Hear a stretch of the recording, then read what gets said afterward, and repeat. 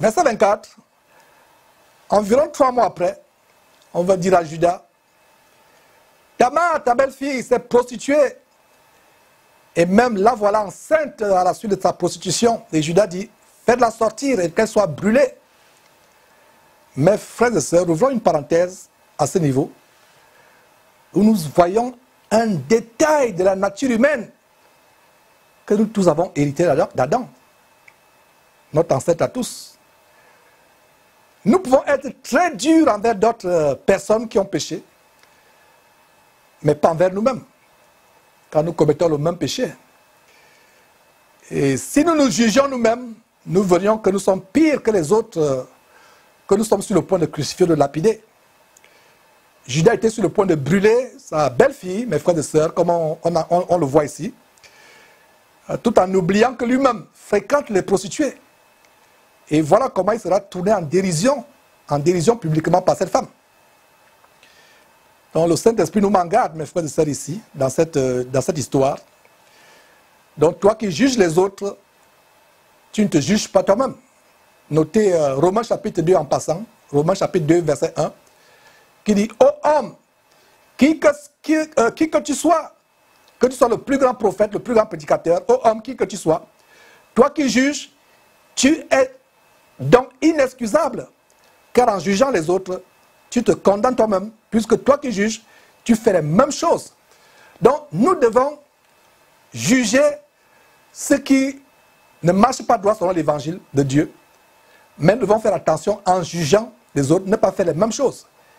Il y a une manière biblique de juger. Il y a une manière biblique de juger.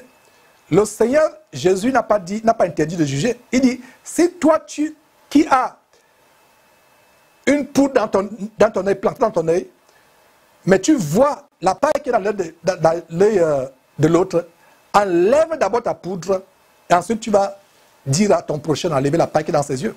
Jésus n'a jamais interdit le jugement. Jésus était tellement dur à l'égard des pharisiens.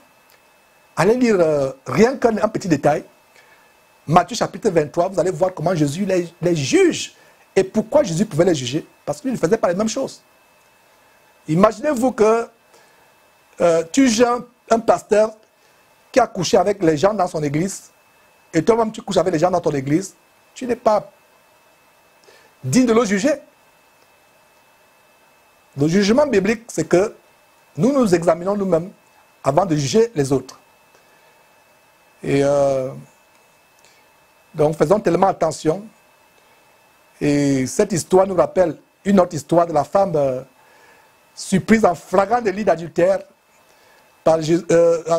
qui a été saisie en flagrant délit d'adultère, et que Jésus avait sauvé de la mort par lapidation. Qu'est-ce que Jésus a dit? Que celui qui est sans péché jette une première pierre, qui jette la première pierre à cette femme. Et c'était des gros pécheurs, exactement comme Judas. Ils se sont reprochés dans leur cœur. Voilà comment, par cette parole, miraculeusement, cette femme a été sauvée de la lapidation. Et qu'est-ce que Jésus lui dit? Femme, tu t'es sauvée de la lapidation, continue à pécher, à coucher avec les gens de ton quartier, à coucher avec les maris des autres dans le quartier. Non, non, non, non, non. Jésus lui a dit, femme, va et ne fais pas quoi? Et ne fais plus quoi? Va et ne pêche plus. Continuons avec cette histoire. On va voir ce qui arrive à Tamar.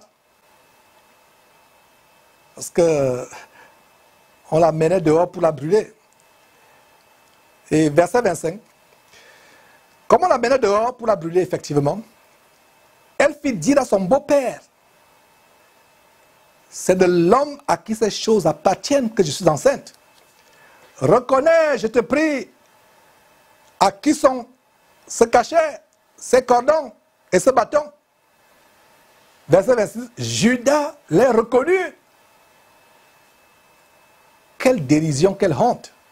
Judas les reconnut et dit, elle est moins coupable que moi, puisque je ne l'ai pas donnée à Sheila, mon fils, et il ne l'a connu plus. Il ne l'a connu plus. Il s'est souillé, c'était déjà trop tard. C'est comme s'il avait couché avec sa propre fille, parce que si vous couchez avec votre belle-fille, c'est comme si vous avez couché avec votre propre fille à vous. C'est de l'inceste. Voilà une erreur tellement grave. Et Judas ne se confesse pas ici en disant que je suis coupable, je suis moins coupable, je suis plus coupable qu'elle parce que je suis allé vers les prostituées. Non. Il dit, je n'ai pas donné à Sheila. Est-ce que c'est parce que Judas n'a pas donné à Sheila qu'il se retrouve enceinte de lui? Pas du tout. C'est parce qu'il fréquentait les prostituées. Vous voyez comment il détourne la chose. Il dit qu'il est plus coupable que Tamar, mais il ne démontre pas pourquoi il est plus coupable que Tamar. Parce que c'est en fréquentant les prostituées qu'il s'est trouvé en train de faire l'inceste, mes frères et sœurs. Regardez où le péché peut nous entraîner. Quelle aurait bien pu être la conscience de Judas le restant de ses jours sur terre, sachant qu'il a commis l'impossible, l'abomination, en allant avec sa belle-fille, sa fille. Ah, mes frères, terrible. Donc il n'a connu plus. Très bonne chose. C'était une abomination en Israël à ce temps-là de faire de telles choses. Aujourd'hui, c'est OK. Il y a même des législations qui encouragent de plus en plus l'inceste. Nous vivons la fin des temps. Mais au temps de Judas, c'était terrible, il n'a connu plus. Verset 27.